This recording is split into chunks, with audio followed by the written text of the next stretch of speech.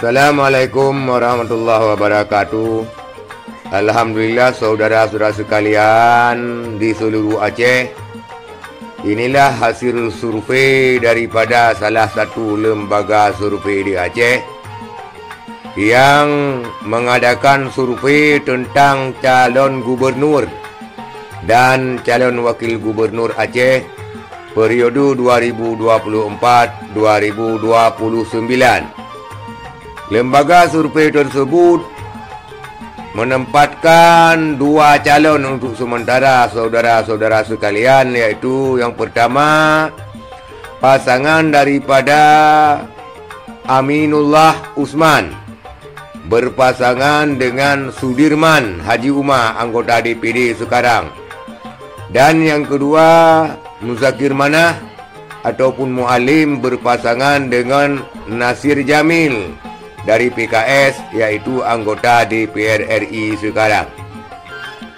Saudara sekalian, hasil survei menunjukkan pasangan daripada Aminullah Usman dan Sudirman Haji Umar menempati posisi teratas di antara dua pasang calon tersebut dengan penempatan yang paling tinggi, saudara sekalian.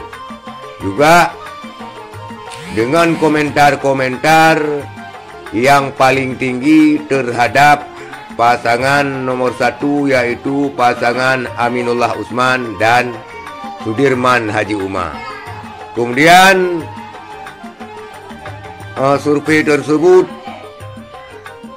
dalam survei tersebut juga menunjukkan angka antusias daripada masyarakat Aceh terhadap Mu'alim dan Nasir Jamil di bawah daripada ranking Aminullah Usman dan Haji Umar, saudara sekalian.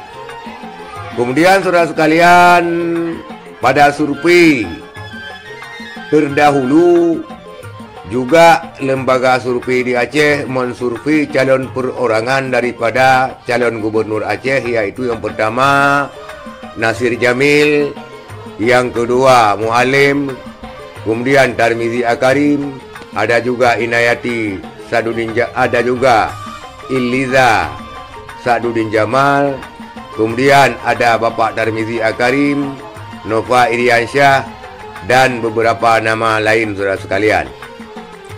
Yang perlu kita uraikan di sini, pada survei perorangan, ranking teratas diraih oleh M. Nasir Jamil, saudara sekalian. Kemudian pada posisi kedua diraih oleh Mu'alim dan Tarmizi Akarim. Kemudian pada posisi ketiga Nova Iriansyah beserta calon-calon yang lainnya, saudara sekalian. Saudara sekalian, kita pahami bahwa ranking daripada gubernur sekarang ini, beberapa survei di Aceh yang telah menyelenggarakan survei ternyata tidak ditempati oleh Mu'alim, di mana ditempati oleh calon-calon lain yang tidak berasal dari Partai Aceh, di mana duet survei dimenangkan oleh Haji Umar, oleh Aminullah Usman dan Haji Umar. Kemudian pada survei perorangan dimenangkan oleh Nasir Jamil, saudara sekalian. Namun demikian, kita lihat nanti siapa yang terpilih pada tahun 2024, dan harapan kita adalah orang-orang terbaik yang mempunyai pendidikan tinggi serta wawasan yang luas. Sekian, terima kasih. Assalamualaikum warahmatullahi wabarakatuh.